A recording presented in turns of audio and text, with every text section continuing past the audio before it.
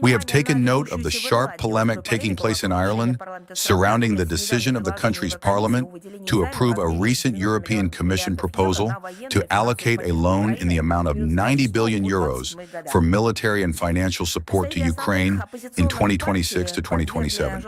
Thus, representatives of the main opposition parties subjected the government of Michael Martin to harsh criticism for its readiness to transfer funds to Kiev, the majority of which, without any doubt, of course, will be used for military needs. It is directly pointed out that, by agreeing to this initiative, Dublin has effectively signed up for an indefinite escalation of hostilities.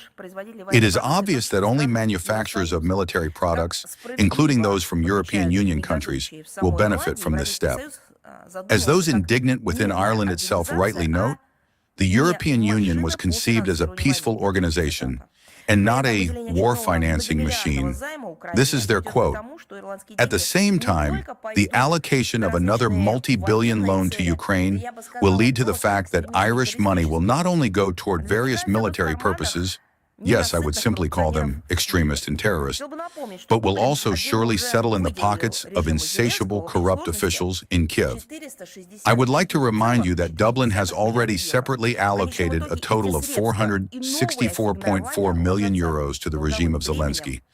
Ultimately, both these funds and the new allocations fall as a debt burden on ordinary Irish taxpayers, whose consent for such sacrifices, as you understand, no one ever asked for, and no one ever reported back to them either. In Ireland, of course, there are those who still naively believe and think so. Well, perhaps they actually just pretend to believe in the utopian idea of covering the costs of the Ukrainian project with some Russian, as they call them, reparations, or by alienating our sovereign assets. Or, more simply put, they think they'll manage to steal something again somehow and compensate themselves. However, the majority of residents in Ireland demonstrate common sense and understand the illusory nature of such dreams. For our part, we are also forced to state that joining the plans to finance Kiev leads Ireland further and further away from the concept, as it has generally stated repeatedly, of military neutrality, toward an increasing involvement in the militarization of the European Union.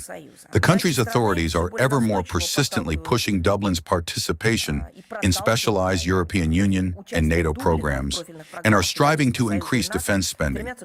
Such a policy, being pursued against a backdrop of acute underfunding of measures to solve socioeconomic problems within Ireland itself, essentially contributes to Dublin's slide toward bloc status and the destruction of the idea of the country's traditional neutrality.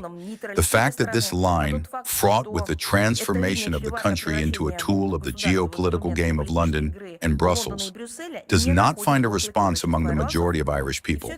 And all of this, seemingly, does not greatly bother the government of Michael Martin.